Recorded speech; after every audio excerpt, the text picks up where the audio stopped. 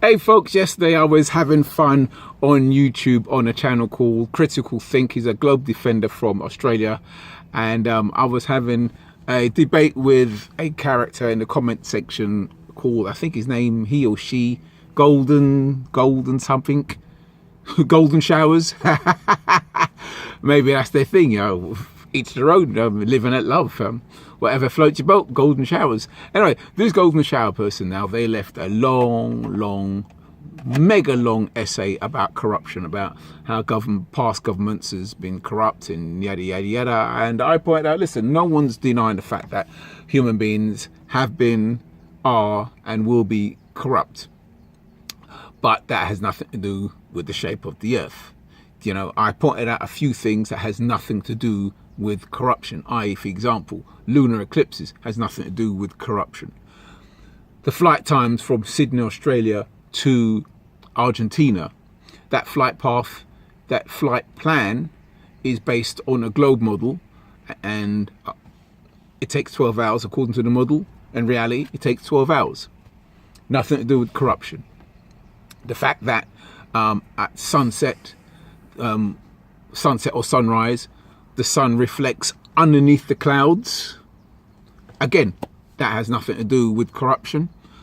The fact that up in London, here in London, we can't see the star constellation Southern Cross. That has nothing to do with corruption. The fact that on each of the poles in the summer, the one pole will have 5 months of daylight, on the other pole will have 5 months of nighttime. Again, this has nothing to do with corruption. Now, sadly, there's a lot of people who don't travel. They don't know much about the world they live in, and they don't even know that on each pole you have 5 months daylight and 5 months nighttime. They don't know that. Why they don't know, I don't know. But I mean, like, and then so I've had people talk to insinuate that what I'm saying is something I've been taught and something I don't know. Well, okay, I haven't been to any of the poles and I haven't experienced 5 months of nighttime, but I have seen longer daylight. I have actually witnessed longer daylight in one summer when I went up to Scotland. And not only that, a very close friend of mine, he went to Greenland, and when he came back a week later, he was freaking out about the long daylight he was experiencing. He was saying it's like nearly midnight and it looked like 7 o'clock in the evening. So, I mean, he's not some kind of secret agent out to get anybody. He's just a regular guy from down the road. So he's got no reason to like me. I mean, without being rude, some of you conspiracy theories are so fucking over the top. You really need to get a life. Anyway, so I pointed out all these things that, you know, none of this has anything to do with corruption. So this golden shower tried to imply, well, the things that I've just mentioned holds as much fact as the werewolf. And I said, well, no, because I've seen these things for myself. These you know, not everything. I mean, I could list a whole load of things which I didn't list to him, but some of the things I mentioned, I've seen it with my own eyes. I've done a lot of traveling, you know, and I'm also into astronomy. I have my own telescope and stuff like that. So, you know, I was pointing, and then when I asked him, he or she, well, produce the evidence of your findings. Show me the evidence to back up your claims. As per usual, nothing. It presented nothing. All he had was just accusations and speculations based on nothing, you know. But at least with the globe model, we have data. You could take any smartphone, go onto Google, and the data's right there.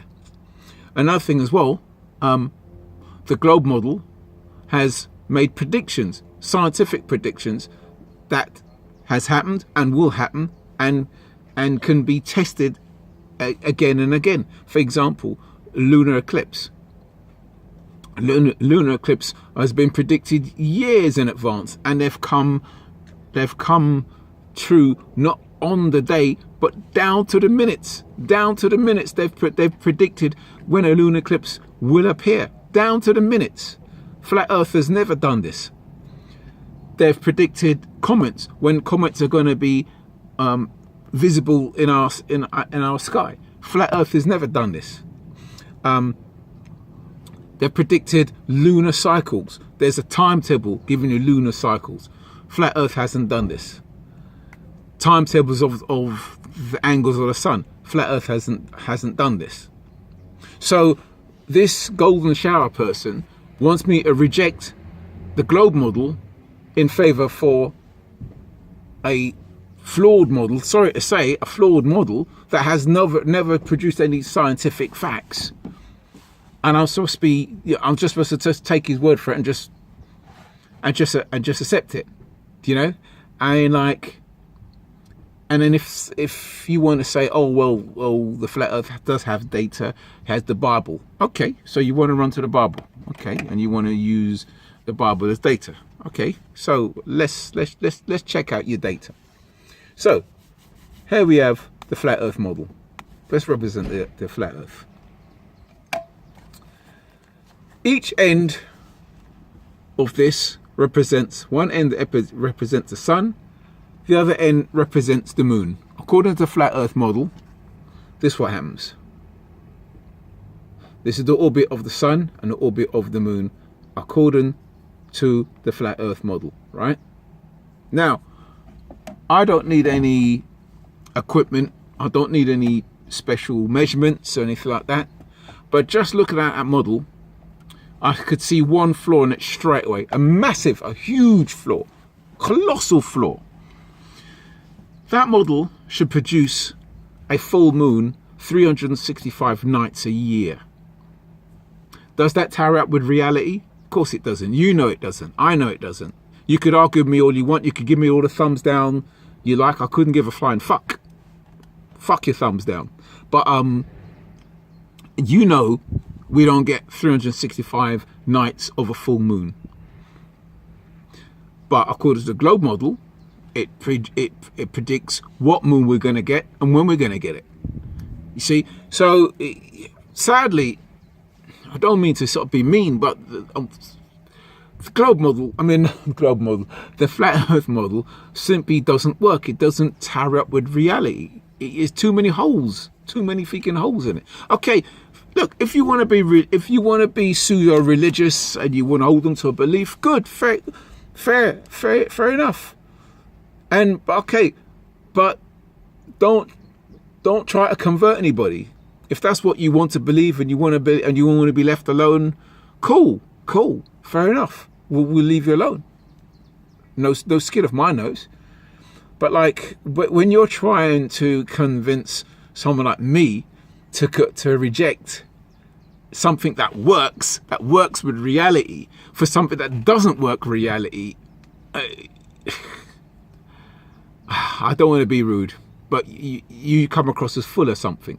Now your models may work with someone who's science illiterate, and I don't mean to be mean when I say illiterate. It just means someone who doesn't know much about a particular subject. It's subjects I don't know much about, quasars and quantum theory, so I am illiterate in that sense.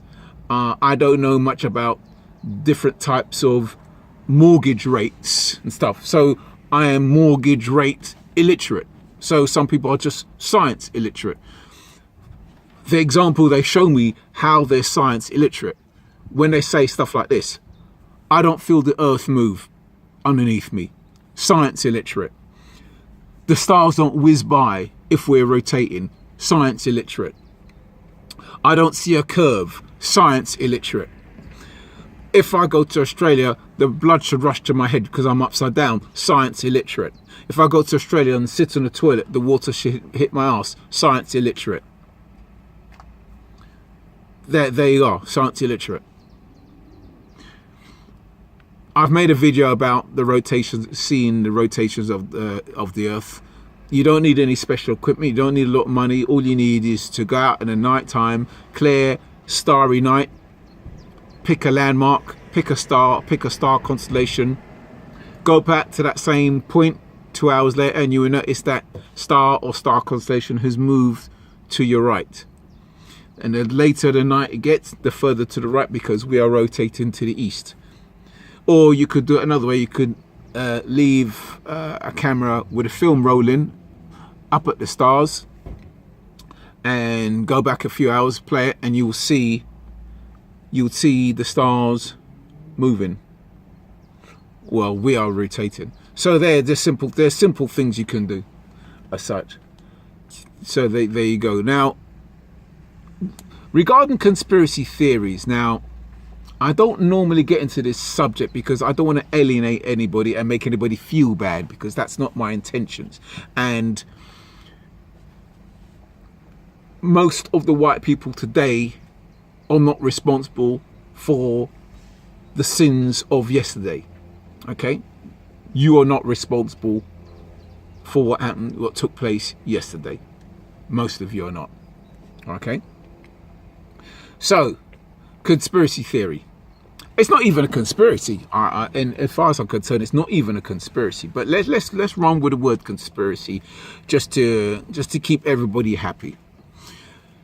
Kemet, before it was called Egypt, before the Greeks called it Egypt, and before it was invaded by the Arabs, Kemet was built by black Africans.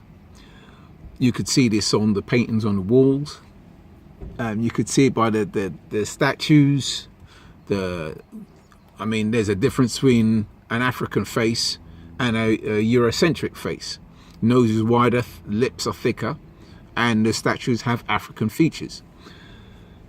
Conspiracy. Napoleon was disgusted that a bunch of niggers was responsible for this empire.